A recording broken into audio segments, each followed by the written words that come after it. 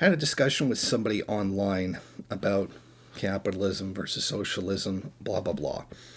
And one of the things talking about was the skilled labor and how skilled labor deserves more than unskilled labor, even though sometimes unskilled labor can be 10 times as hard.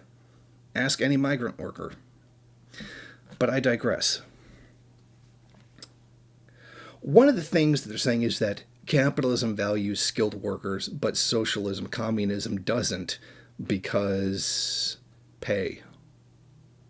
From each according to their ability, each according to their need, or in socialism, from each according to their ability to according to their work. Here's the thing. Capitalism has a history of de-skilling labor. Now, it used to take an artisan of sorts to make a car.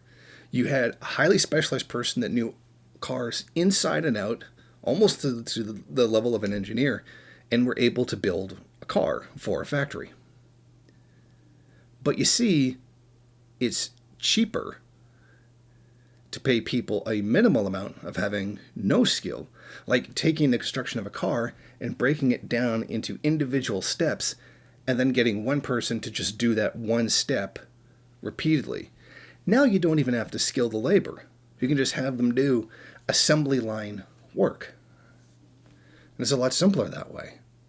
We're talking pre-automation here. Automation is a whole separate thing altogether. But what we did learn from the industry is a deliberate de-skilling of labor.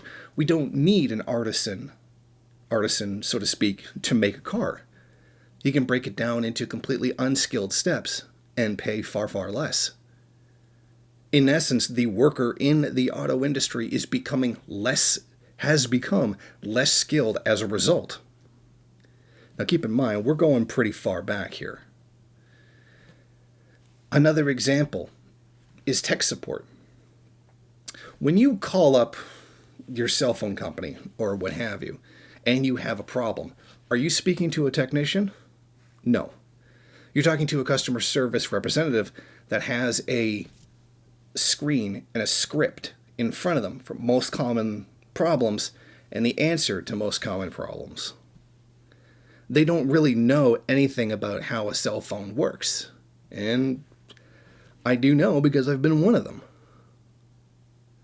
They've got a script to go off of, and if for some reason your problem cannot be solved with this script, then you'll get forwarded to a supervisor. And if that doesn't work, the supervisor will then forward you to someone who is a technician, someone who does have the skilled labor and knowledge in that field. So when you have a problem, you're not even talking to a technician. You're talking to tech support. Now, of course, there are exceptions to this, but when we're talking about very large industries such as cell phones, etc., yes, you're talking to someone who has a script, not a knowledge of how these things work. And that is a deliberate de-skilling of worker because it's cheaper to have somebody who's not skilled do it than somebody who is skilled. So we see a pattern of capitalism de-skilling labor. Well, what about the opposite? Now, the opposite would be socialism, where, aside from the obviousness of with education not coming out of pocket and available to everybody, there are more people who go out and get specialized skill because it's easier to get it. There aren't the obstacles like poverty and not being able to afford it, and the question of whether or not you're going to be able to get a job with that skill afterwards. These are considerations that aren't considerations because those problems are solved. By contrast,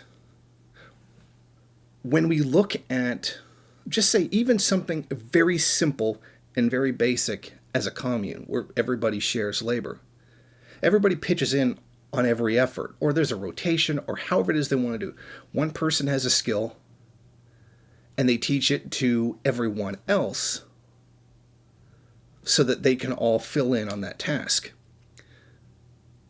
Yeah, you can probably claim that means you're trying to make people exchangeable, disposable. You can just change another person out for that skill. It's a commune, and that's not how that works, but you see my point.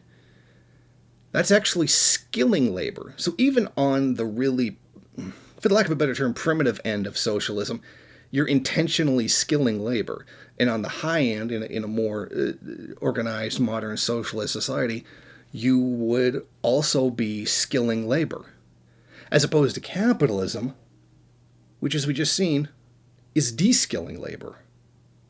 And where you're actually a cog that can be simply switched out for another no-skill employee, because they've broken that task down, at least in the auto industry, to a mindless, repetitive task that doesn't require any skill. Or to customer service, where you can literally drag people who don't speak English off the street to do the job. I'm not busting people's hump for not speaking English, but in a customer service thing, you very much need good communication skills, at the very least. But you know what I mean. You don't have to have a technical knowledge so that you can be easily replaced and fired if you utter the word union. You know what I mean?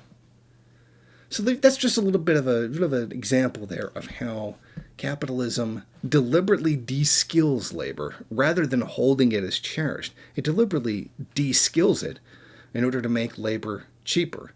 Whereas in socialism, making labor skilled, it's actually an incentive for the society to do that because it makes it easier to expand. There are astronomically few barriers to get into it, and there's not really the problem of worrying about whether or not there's a place for you to use that skill. So, despite what this person who defended capitalism says, the reality is capitalism de-skills labor. Socialism increases the skill of labor. Thank you for watching. If you like this program, then please head over to my Patreon page and set up a monthly donation. It's your donations that keep this program running. Also, if you would like, please rate, comment, subscribe, and share in various social media.